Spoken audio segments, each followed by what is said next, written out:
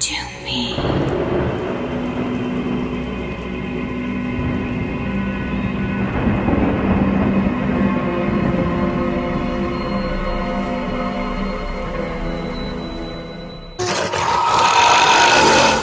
Greetings, my little lovelies. I hope I find you all well again, and as usual feeling tickety-boo. Now, I also hope you're all staying clear of this nasty little virus that seems to be going round. Take care of yourselves, my little lovelies. Wash your hands. So that's what they're telling me, so I wash my hands. Not that I didn't wash my hands before, but I'm washing them a lot more now. I'm rambling. Get on with it, Julian. Okay, right. We've got three... Oh dear. Somebody really should take me away and lock me up. Right. Let me finish the video first before you take me away. Right, we've got 3 videos for you today.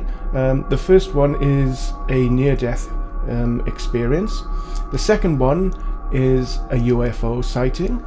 And the third one is from a lady called Sue from Florida, who sent in her story all about her vision. Now, let's crack on, shall we? A Ukrainian woman who was pronounced dead in her home has shocked doctors when she woke up 10 hours later. Paramedics had been called to the home of Kesina Diduka, I hope I've said that right, who hails from the Ukraine, by her daughter after she was took ill last week. When medics arrived, they were sadly unable to save her and she died soon afterwards. The family then went about making arrangements for her funeral, but around 10 hours later the 83-year-old suddenly started to wake, prompting paramedics to rush her to the local hospital.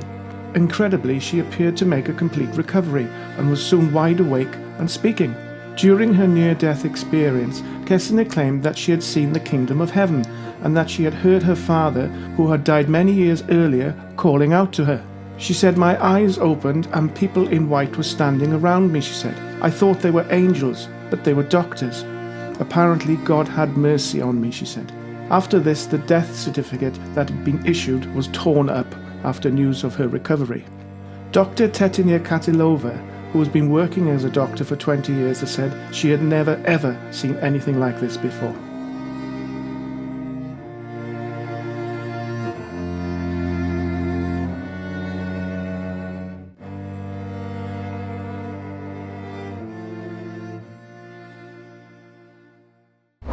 The following has been sent in to us from Brisbane in Australia. However, they would like to remain anonymous. This happened about 4 years ago. I had just returned home from an afternoon shift at my work when I stepped out of my car and looked up into the night sky. It was a clear night, no clouds, and the usual starless night of a city skyline, when I noticed a clear translucent craft moving swiftly across the sky. This craft was completely silent and see-through, like it was cloaked. The only reason I could make it out was because it was translucent, see-through, like clear jelly. It travelled quite fast and I lost sight of it after about 20 seconds. People who have seen any of the Star Trek films may understand what I mean by its semi-translucent, cloaked appearance. To this day I don't know if it was an alien craft or maybe a secret military craft being tested.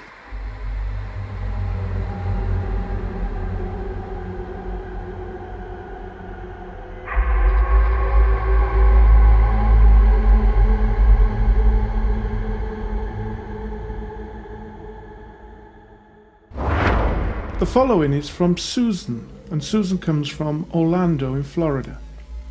Susan says, "I was 8 months pregnant with my last child when the vision started. I say vision because there was only one. Over and over again. The same vision every day. There was no specific time, but it never failed to appear. My living room was at the front of the house with a long hallway that led to the bedrooms. In the vision, I would see flames rolling across the end of the hall. In my mind, I knew what to do. I would put the boys out their bedroom window in the front yard. Then I would go to the girls and help them through their window on the side of the house. Then the vision would stop. 2 weeks later, on February the 11th in 1972, my parents were over and spending the night. My father burst into our room at around 3 a.m, saying the house was on fire. My husband and my dad disappeared into the flames. I couldn't believe, though, how calm I was. I walked to my son's room because it was the closest to the fire, and went to open the window. I never thought about the screen that was on the inside. Like most in Florida homes, I literally shoved a hole in it with my thumb and prized it off. With the boys safe, I headed to the girls' room. My mother had already tossed both girls out. I pushed her through the window too. Then, for some reason, I thought about my robe. I went back across the hall and put it on, still very calm. It wasn't until I started back that I inhaled a lung full of hot, stinging smoke. It never occurred to me that the smoke would burn. I hurried to the girls' room and started to climb out the window. I was pregnant and had a huge belly.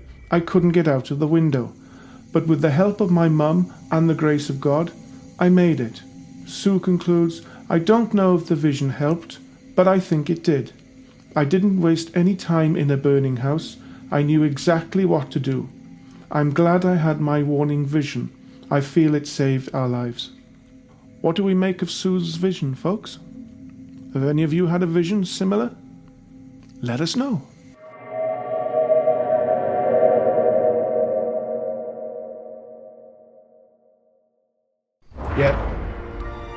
Yeah, that's 3 pizzas, extra large, all the toppings, extra cheese. Yeah. 3 portions of chips. Yeah, that's right. Yeah. You got any garlic bread? Yeah, he likes garlic bread. Yeah. Yeah, he'll have 3 of them as well. Yeah. And a big bottle of pop. Yeah. Yeah. Oh, no. They're not for me. They're for Johnny. Oh, you've got him on speed dial. He's a regular customer. Oh, there we are. That's good. That's good. All right, thanks for that. Bye-bye. Oh, hello, my little lovelies. Welcome back. Just ordering Johnny's supper. Now. Right, I hope you enjoyed them. Let us know what you think about it. Send us the feedback. Keep it all nice. Keep it all tickety-boo. If you've got any stories along these sort of lines, send them in to us. We really, really do love hearing from you. I know the stuff you tell us, you probably might not tell anybody else. And here we are making a film out of your stories. But, it's all good. It's all marvellous. It's all tickety-boo. Right. Now, that's enough nonsense from me. Until next time, my little lovelies, take care and wash your hands. Ta-ta, my little lovelies. Ta-ta.